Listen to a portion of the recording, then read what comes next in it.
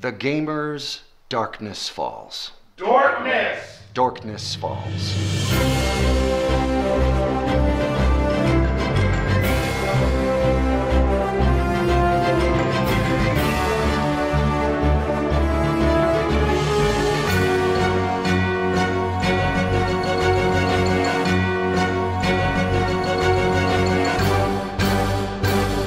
So, this is Nathan, and I guess most of you will know him because we're going to talk about this. The Gamers is a big thing in the German TTRPG scene. And we're going to talk about Gamers 4, or what's happening with Gamers 4, because you're kickstarting it right now. Are you excited? Yes, I'm very excited. It's got weeks left, and we are over 50% there. So like we're chugging along, we're on target, and fingers crossed we're gonna cross that line. I'm really excited to get back to this world and do this again. I mean, I always enjoy doing this. It's why we started doing it in the first place. It was a bunch of friends having fun, and then it turned into something more. Yeah, it's been some time since the last Gamers movie. Yes. So I'm wondering if people are joining right now. Do you have to know your background? Do you have to know the other Gamers films to understand what's going on? No, I mean, you should know the Gamers films. Obviously, yes. It's terribly important. Aside from this Kickstarter, but if the Gamers Dorkness Falls was the very first Gamers movie you saw, you would be able to get everything you needed to know about the story from that movie. So it is a true sequel. Okay. It is not like I've had people occasionally ask, if this is like, are we rebooting the series? Nope. This is an actual sequel. And if you have seen the other Gamers, there's more context. There's more fun things. There might be some callback jokes, things like that. But if you didn't, you'd still get tons of laughs and understand the whole story. So nothing like the soft reboots and exchanging people. And I've seen on the roster that you have basically the crews back together for Dorkness Falls. Yeah, getting the band back together. And yeah, it's not like the Avengers where you have to have seen 10 other movies in order to kind of know what's going on. Okay. I also wonder, because the TTRPG scene has changed quite a lot, especially over the last 10 years. So is there kind of a new audience for you where you have to explain what the Gamers is? Like the Gen Z gamers who have just joined the hobby like 2 years ago? I haven't run into that yet, where I've had to re-explain. For the most part, when people have come up to me to talk to me about the Gamers and, when they first saw it and how long they've been watching it, for most people, they joined a gaming group and someone said, have you seen the Gamers? No. Okay, then before you game with us, we're going to sit you down and you have to watch the Gamers. And so for a lot of people, they've told me that story, and that's like their introduction. So it's very much more of I don't know if oral tradition is exactly right, because, you don't directly tell someone all of the Gamers, you just show it to them, but sort of passed down from person to person, direct word of mouth, as 'twere. We can do this! Onward! To Waffles! Waffles ho! Yeah, so most people don't find out about the Gamers and watch the Gamers any other way than someone says, hey, have you watched the Gamers? No? You need to watch the Gamers. Let's go do that. Yeah, it's a little bit of a rite of passage for new gamers. That's true. A lot of people tell me like that's their initiation into their gaming group. I also wanted to ask about, because there was the Gamers, the series, which was a different team producing it, and is that part of the canon? Should I know about that before watching Dorkness Falls when it comes out, or you don't need to have seen that, although you should watch it again, yes, because it's wonderful, amazing. But no, there's nothing you need to have seen to watch Dorkness Falls. The Gamers, the series, sort of follows the characters from the very original Gamers in the real world. And sort of what we're doing with Dorkness Falls is sort of the characters from the next two movies. We're following them in the fantasy world. Yeah. So the fantasy characters in the real world is Gamers the series. The real characters in the fantasy world is Dorkness Falls. Okay. I'm also, wondering about how that's going to work, because gamers drew so much of its humor from this difference between the two worlds of the real people playing and then the character interaction, and how Dorkness Falls is going to play with. Is there going to be a way to play with these different levels of storytelling and something like that? Because now we're in a fantasy world. So I will let you in on a dirty little secret. Okay. None of the actors have read the script yet. Okay. We know the general story and what happens, but none of us have read the actual script yet. We are entirely putting our faith in Matt Vancel, which has historically been a 100% accurate bet, so I'm feeling pretty good about it. But I haven't read the actual script, so there might be some things that I can't directly answer. And there is a lot I know about the story, and even some of those things I can't answer. But in this case, I don't actually know the answer. But if you have liked the previous Gamers, or Journey Quest, which does take place entirely in a fantasy world with no players, you should enjoy Dorkness Falls. Okay. So if you have a general idea about the script without knowing the details, do you know what your character, what Lodge has been up to? So is it actually 10 years into the future? Because when last time we saw Lodge getting thrown into the fantasy world, he was about to become a father. So what's up with that? Well, that falls under the area of things I know but can't talk about. Okay. But what I can say is, it sounds like you're inferring some things that were implied or directly stated in previous movies, and a good storyteller would probably follow up on those in following up on those with the following up. Okay, so we're going to trust the script. Things are going to happen. At the start, I said we're going to talk about the thing that the Gamers is actually pretty big in Germany, and I'm wondering, is that something that you're aware of? Do you get like fan mail from German viewers, from German fans, and do you have an explanation for why it's so big in Germany?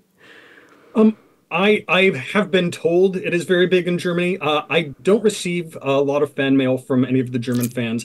I don't receive actually a lot of fan mail, which I think partially has to do with how bad I am at replying, not just to fan mail, but to everything. Ask any of my close friends who text me or email me. I am terrible, truly terrible about replying to things. I apologize to anyone who knows me and has tried to get in touch with me in the past 20 years. Okay, so you're aware of the fact, but it's a mystery. Why? It's a mystery, yeah. Yeah, so I don't know what it is that, you hear about different things, oh, that guy's big in Japan, or that guy's, big in Germany, wherever. I don't know that I'm quite to that level, but it's nice to know that there are people outside of, because you don't always know when you make something if it's only going to hit for people like who are culturally almost identical to you, like in your own country, or very similar countries who mostly speak the same language and have a lot of the same like references that are language based. But there are a lot of things that do cross culture, and I feel like gaming is one of those things. Like, and it's not like Germany and the United States are like so far apart, but still there are certain things that are going to play one place that aren't going to play the other for reasons that are entirely about like the local culture. And I think gaming is one of those things that if you have gamed, you get what's going on. You understand these references, especially for like the Gamer series. Like you've run into these things in your own game because they are universal experiences to this type of activity, to this game. Yeah, but it's also testament to how well it works. It's a testament to how good you were as a team, and seeing what those things are that every gaming group will have encountered. And it still is when you show people the Gamers for the first time, they go, "Oh, we had exactly that situation." And at least three of those always. Yeah.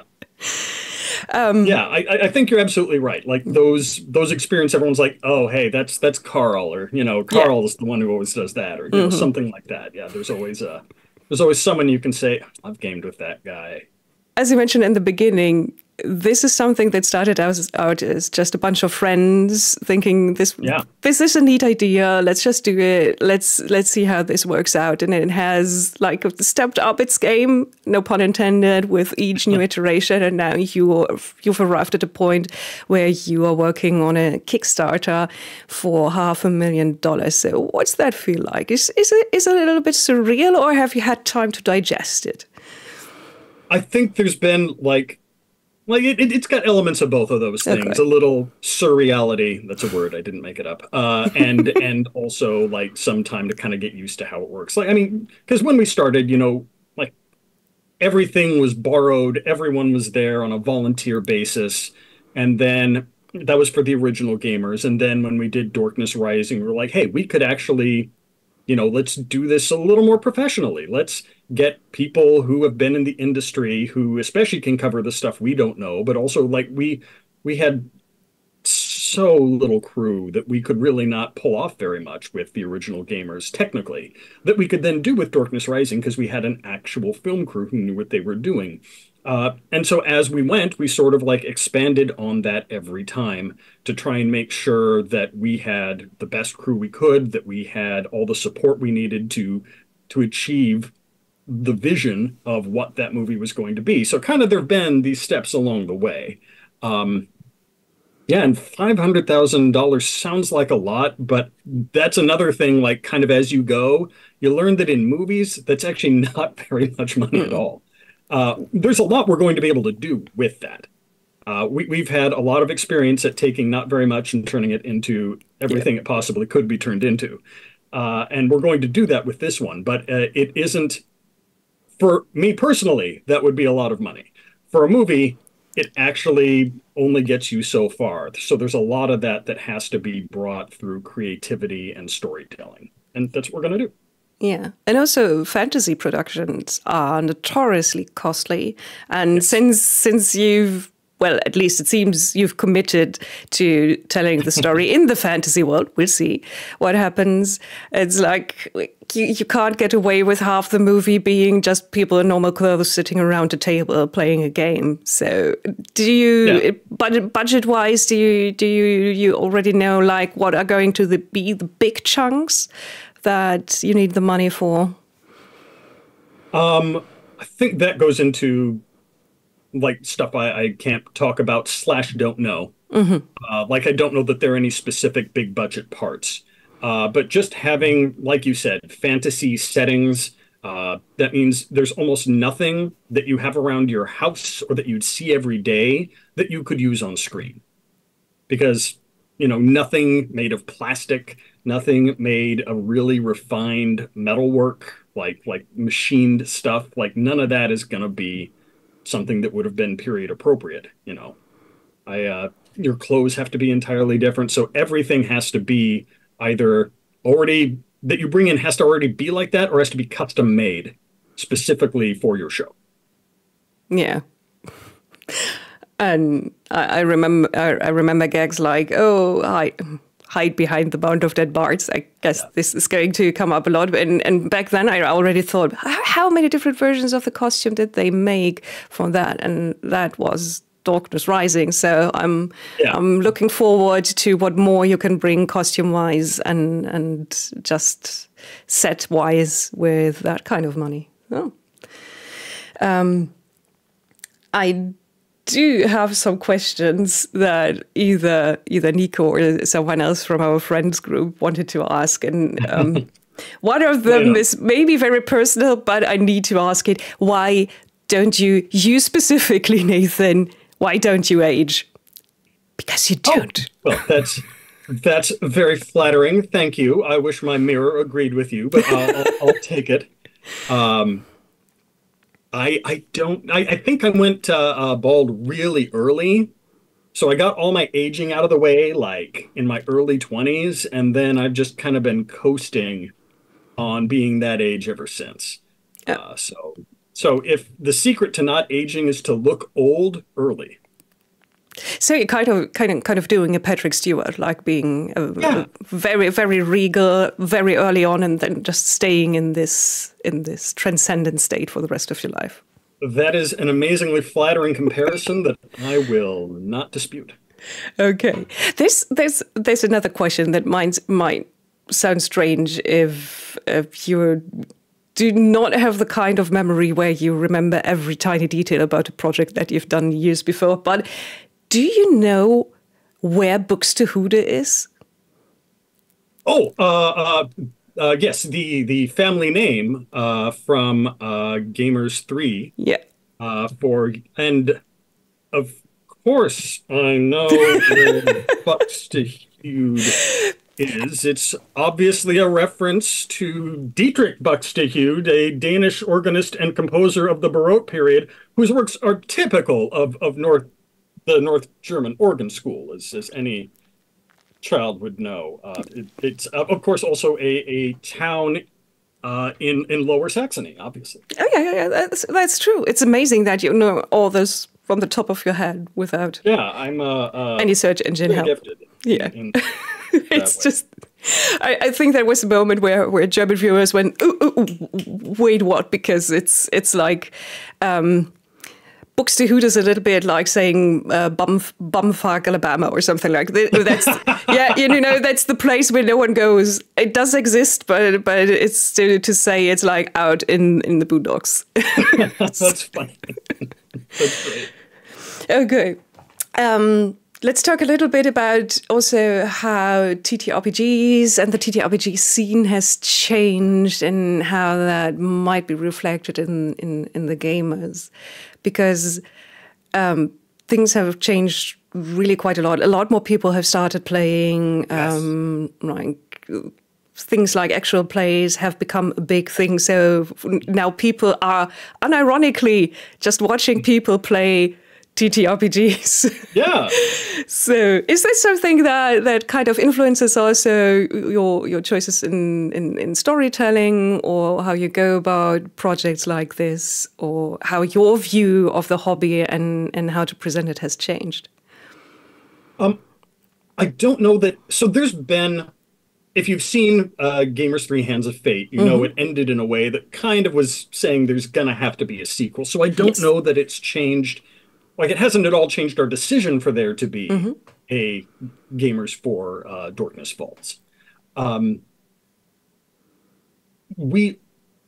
feel, though, like you said, like the gaming community has just exploded. It's gotten so big with, I mean, I don't know exactly where it happened. I just started seeing D&D everywhere, and I was super excited about it. And I think that makes this like such a good time for this project, is because, like, it's weird to say, but it's not quite so dorky to play D&D, and it's fantastic. It's a little I don't know what the word is.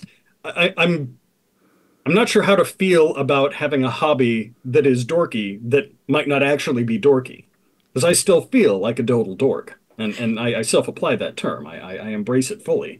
But I really like that there's now a place where people can just play D&D without having to, like, hide from someone who's going to stuff them in a locker, Yeah. It's a weird feeling that this hobby is suddenly cool, and that the cool kids are playing it. Yes. It's like, what happened? Yeah. And another thing I remember, like, there was at least one cameo, I think, of people who are in the TTRPG space in one of the former gamers. I think Monty Cook shows up in one. Oh yeah. Yeah, he's in Gamers 2 Dorkness Rising. Yeah, exactly. So, but it also has kind of changed who the celebrities. See, you see the air quotes. The celebrities in the TTRPG space are. So back then, you've had one of the best-known designers for D20 games in your movie. And will there be, like, celebrity cameos of a different kind, or are you still looking for people who create stuff to be in the movie just as a nod to the scene? While I don't know specifics, and I'm sure even if I did, I couldn't talk about them, I can say that it's likely that those are the kind of casting choices that are going to be sought out by the production team. I think like having those connections to the gaming community, I think is sort of a way to say, look, this is who we are. Like we are also gamers, and we want to say, hey, some of what we want to feature is people who have given us these games to enjoy in the first place. What do I do now that I know that Gamers 4 is coming out, but it's not for 2.5 years? Any recommendations what to watch? So you already dropped a few names of shows or stuff. Anything that kind of can scratch the itch until Gamers 4? Well, my suggestion, to be fair, this is always a suggestion I have for people. But in this particular case, game as much as you can. Do as much gaming as you can possibly get in. Not only is this going to improve your life, you're going to have all these fresh gaming experiences to bring to the gamer's Dorkness Falls. So it will land or fall even more profoundly, or something else equally eloquent. With more impact or something like that. But yes, with good impact. Is that something that you do yourself? So do you have the time to game still? Because many people realize at some point, maybe being a grown-up with a grown-up job is not that easy. Yeah. I don't have the time to game, but I end up gaming anyway. I do have some regularly planned game nights built into my schedule. And so having that allows me to actually game. I think if I were just trying to because in my 20s, I could do pickup gaming whenever, because, no one had a schedule that was going to require them to be somewhere, their jobs weren't as important, or they hadn't started their families yet, etc. So yeah, just being like, hey, is everyone available Tuesday? Yeah, great, let's game. Awesome. I have to have it as a scheduled event. But now that I can do that kind of thing, yeah, I have usually at least 1.5 nights a week that I game. Call it 1.5. That's pretty good. It's not bad. It's not bad. That's more than most people I know actually manage to schedule. On a really good week, I can have 4, but most of the time it's at 1. So the frequency of having 4 versus the frequency of having 1, I'd say ends at about 1.5. But still pretty good. Yeah. I get canceled a lot for grown-up reasons. Yeah. And the last one, my last question is, how do you feel about having the crew back together, like bringing the band back together? And have you been in contact? Is there like a gamers in group where you, I don't know, just share stuff with friends and talk about, and what's it feel like to be back with a team? I mean, it feels great always to be with this team, and we have kept in contact. Like we usually once a year, all of us and the extended community in our families will get together for a weekend and just hang out and play games and enjoy each other's company. And so many of those, a lot of those are connections from back in our college days. And a lot of those are people that came into that community through the Gamers Dorkness Rising or Hands of Fate or either as actors or crew or something else along the way who've kind of been, I don't want to say adopted. They just sort of already belonged to that family. And so they were naturally brought into the fold. So yeah, I love seeing them every time. I don't see these people enough. And so, yeah, I am excited to get to do this, because though we get together, we don't make shows very much. So I'm especially excited to get together with these people whom I love to do the thing that we did originally that we all love together. It's nice knowing that community kind of grew out of this project, or that the project helped to keep this community together. Because for us as dogs out there in the wild, it has been also kind of something that grew community, or a sense of community, because lines from the gamers, especially from Dorkness Rising, have been like the secret code word for people to recognize each other on and out in the wilds, exactly, like realizing you're both the same kind of geek. So thank you for giving us that. Our own shibboleth, yeah. And I'm really looking forward to what you're going to do with that. As you said, it's not a huge budget for a movie, but with a budget, and a nice one at that. And yeah, it's running for a little bit more than 2 weeks at the right when we're recording this. So probably when it's up, it's going to be 2 weeks for people. Just take a look at the Kickstarter and see if you want to join. Yeah, we're thankful for everybody who can pledge, however much you can pledge. We really want to get this out there. We're excited to bring it to you, but we do need your help to bring it. Oh yeah, and you might there is a tier, if you want to look at it, where you can get like a slot to say the shadow in the movie. Right. Yeah, how's that going to work? Is that if you back at that tier, and there are, as of earlier today, I think there were 12. There were 12 of them total, and I think 7 have been purchased. So as of this morning, there were 5 slots left for that that tier called Say His Name. And if you pledge at that tier, we will put you into the show saying the shadow. You'd have to, there are like, terms and conditions apply. We wouldn't be able to put you up and fly you out because that would take most of the money that you had pledged in the first place. And the idea is that we come out to a point where we can use that money to make the show.